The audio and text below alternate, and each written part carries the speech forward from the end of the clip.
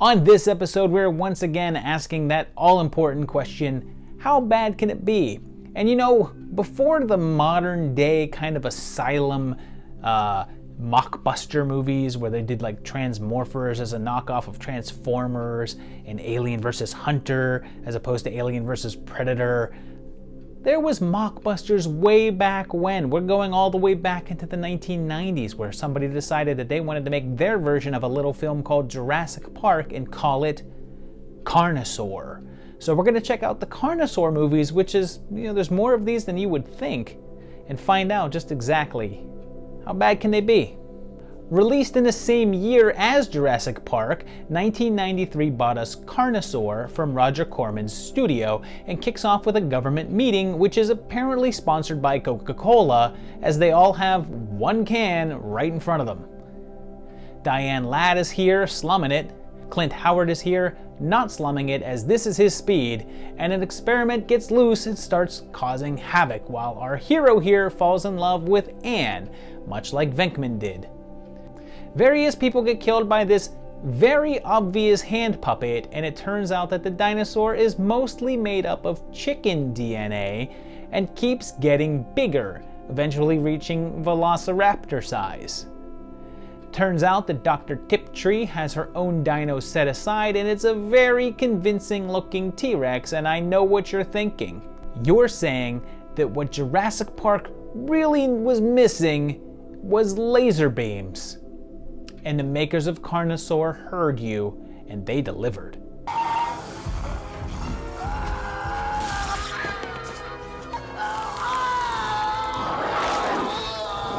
So more people die, and this guy greets a freaking dinosaur with, "Greetings, green brother." There's some fun animatronic stuff to contrast the Muppet dinos, and there's little tiny guys in people's eggs. Clint gets his head bitten off, and then pregnant women all over town start giving birth to dinosaur eggs because of a virus from the infected chicken eggs. That is a really overly complicated plan. Tiptree reveals her plan is to kill all humans and give the planet back to the dinos, and this was 1993. Diane Ladd was nominated for an Oscar in 1990, just 3 short years earlier, as a good indicator of the number of film roles for an older woman in Hollywood. 1 minute you're at the Academy Awards, and next you're on the ground pretending to give birth to a dinosaur. Doc faces off against a T-Rex, which has a weird habit of tilting its neck like this, and it's Dino versus Backhoe. Thankfully, Rexy has like a really limited range of movement, so they kill it, but Doc and Ann are then both gunned down by the military in an attempt to contain the outbreak. So, your typical Hollywood ending. Without an on-screen date, we'll roll with this taking place in real-time 1993, and I don't know why this threw me off so much, but the credits roll downwards. Like the movie's letting you know that it's all downhill from here, and guess what? It just might be. Well, you can't keep a good dino down, so in 1995, 2 years later, Carnosaur II emerged from its shell and kicks off with dinosaur attacks in what appears to be a cave, and we meet young Jesse, and his uncle teaches him how to operate a forklift. Whatever you do, don't throw this lever up. It operates the automatic doors over there. Does anyone watching this not realize that someone is going to pull that lever before the movie's over? Quick note, this is called Chekhov's gun, but I didn't know that back in 1995, and we referred to any instances like this as the lever on the forklift from this point on, and now, hopefully, so will you. So we're at a nuclear waste repository and everyone gets dinoed, so they enlist the Colonial Marines. Oh, sorry, group of technicians, including John Savage, Paul Reiser substitute, and Miguel Nunez, making his 100th timeline appearance. When they arrive, everyone is dead except for young Jesse, and the SARS finally show up. Spider tries to box the raptor for some reason, but it kills him because killing Miguel is tradition, and the female pilot is killed by a creature hiding behind her, causing blood to spray on the readout. And I'm starting to think that instead of calling this Carnosaur II, they should have called it Carnosaurs. Why didn't I have this in my Alien ripoff video? It's okay though, the copter's just a toy that blows up in unminiaturized flames. Major Tom recaps the events of the first movie, saying that it was 2 months ago, so we're a very short time after that one. So this is either 93 or this is real time, and so was that one. Take your pick. They plan to blow the place up, but the raptors have other ideas and attack, creating a particularly messy death here. And there's a bit of talk about this scene online because, well, I mean, this girl's getting killed here, but here's the audio by itself.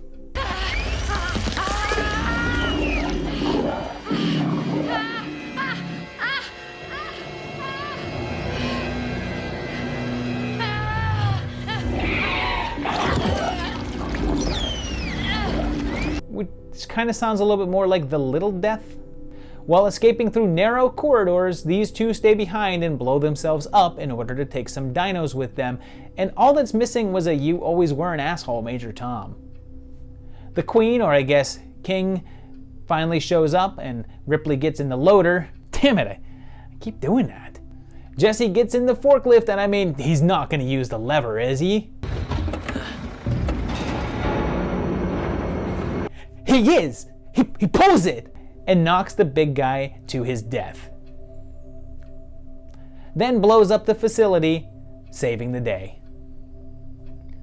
Only 1 year went by, and in 1996 we get Carnosaur III, Primal Species, which begins with a terrorist attack on a convoy and a military group led by Nick Moore, and Polchek here, who was in the last movie but I guess was a different character considering he died. Turns out the terrorists actually stole a truck full of dry ice. Why is this so smoky? The dinosaurs get loose and Michael McDonald is here, and he was in the last one too, but only for like a second or so. The cops get attacked after the terrorists, but I'm not sure how they're in the truck. The terrorists let them loose and then they went back into the trucks and I guess they shut the doors behind them? We're told these are the last 3 dinos in existence, and Silk Stockings says that it was several years ago, so I'm thinking setting the other 2 in 93 and keeping this one in real time 96 works. They encounter the raptors, which just kinda glide instead of walking, and then everyone takes a break from hunting them to like arm wrestle. There's some attacks and the T-Rex finally shows up and they decide to freeze them in order to take them alive. Polchak makes fun of his friend. You remind me of somebody. Yeah? Clark Gable? No. I think that was supposed to be Popeye? Soon there's just Rance and Doc Hodges left, and they kill the 2 raptors, leaving only the discount Gorgor to take care of. They blow it up, and the ship they're on blows up, and the explosion is powerful enough that there isn't a trace of the boat left, like it's totally gone. But our heroes are safe because they jumped 5 feet away. Looks like there's still 1 raptor left though, setting us up for more. It took 5 years, but more finally came in 2001 with Raptor, an unofficial sequel to Carnosaur III. It starts with reusing a scene from the first film, and then Eric Roberts is here, a surefire sign that this movie is quality. They're investigating the kids in the Jeep, so either this takes place at the same time as the first film, or this is a separate universe where that same event occurred. Corbin Burnson also shows up as an additional mark of a fine film, and of course he's responsible for the dino on the loose, and there's more clips from the first film, like all the dino attacks from part 1 are just shown again, mixed in with some random new footage of hunting the raptor and really awkward sex scenes that seem to go on forever, and that's because it actually loops footage to extend it out. I'm not kidding. This scene goes on for over 7 minutes. 7 minutes of a naked woman grinding on top of a man who appears to be wearing all his clothes. There's no dialogue, No shot changes, it's literally just a girl on top of a guy making sex sounds for over 7 minutes. This is the only attack scene so far that's not recycled footage, but the car goes off the cliff, and what do you know? It's that old car crash scene from Humanoids from the Deep that Wynorski likes to reuse. It was in the Cheerleader Massacre timeline, and it may trigger the Bad Guy 235. Then, in the ultimate step in thriftiness, they get the actor from the first Carnosaur to come back and shoot a new setup scene to reuse the whole laser barrier bit. So when the actor walks down the hall, he suddenly becomes about 10 years younger. And then, would you freaking believe that this is Mike Tobacco from Killer Clowns? It's all right. It's okay. Oh, God, Daddy, it was awful. It was some kind of lizard or something, and it got Tommy. It got Tommy, and then it started to come after me, and it was clawing at my neck. I didn't know what to do. That is some Academy-level acting right there. They do the whole magical de-aging actor thing again with Deputy Ben here, and the sheriff mentions the Eunice Corporation, so to be clear, this is a separate continuity and might as well be a Carnosaur remake if it weren't for the fact that it's about 40% actually just Carnosaur. This security monitor shows the date as being 2001, so at least this one has an actual date. Guns, guns, guns. Yes, I too have seen RoboCop. They switched to using stock footage from Carnosaur II, occasionally killing characters using new actors that look nothing like them. Dr. Hyde goes down, and Sheriff Jim takes on the T-Rex in a forklift, and if you squint really hard, you can't see the kid actor in there. They kill it in the exact same way, and use the same exact one-liner. Eat this, Barney. Eat this, Barney. But I guess the experiment goes on in Utah. Well, since you can't keep a franchise down, 5 years later came another sorta sequel with 2006's The Eden Formula, directed by John Carl Buechler, who created a lot of the dino effects for the first movie. Early on, the Candyman appears, as does Elliot's mom, and the Lawnmower Man. They work at a lab that's created a dinosaur, of course, and Tony and his crew want to rob them. So, the Eden Formula was supposed to be a chemical that can cure diseases by reproducing any organism, so you know, dinosaurs? The thieves let the T-Rex loose, but it's still stock footage from the other movies, but then there is a giant piece of poop. And when this guy finds it, you know, he finds a massive pile of crap, and he's not alarmed, like, at all. Occasionally, the big guy isn't reused shots and is this CGI silliness or hand puppet silliness. And there's a scene where I guess he sneaks into this garage, breaks this guy's radio, and then I think he just hides or something.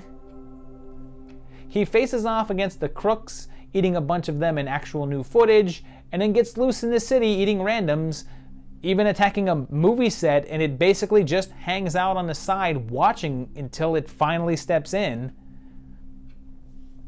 This homeless man is reading An Economist from 2004, so I guess that's our date. And look at this. Obviously, they used their full-size T-Rex puppet, but for some reason, layered the CGI one on top of it. I guess they were worried it didn't look good, but if that were true, they'd just cover up the entire movie. Gotta give Tony Todd credit though, because he actually seems like he's having a blast. This guy almost hits the Rex and drives into a power station instead of, you know, hitting the brakes or turning the wheel or anything. This guy's van also has a registration sticker for 2005, so that's, I don't know, more likely our date here. And watch this graceful jump. Plus, how has this massive dinosaur been just strolling around LA for 12 hours with no one noticing? Well, they kill the villains and blow up the lab, taking Rexy with it, and it's just kinda over. For a movie called The Eden Formula, the formula isn't even seen and is only used to make a giant dinosaur. So there you have it, it's 5 movies, very, very loosely connected.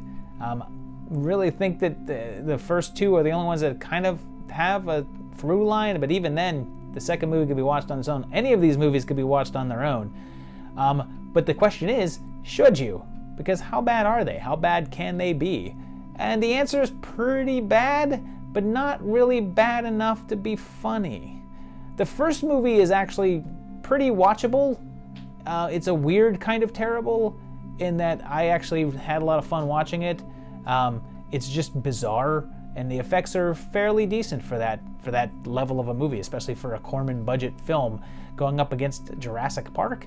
It's not bad. If you're gonna watch any of these, I'd watch that one, and the rest of them are just kind of dull and uninteresting. I didn't really have a lot of fun watching them for the most part, so, you know, I don't know. Maybe watch the second one for the whole lever on the forklift thing, because that is a phrase that I like to use, and I think I've used it on the channel before, and I will use it again.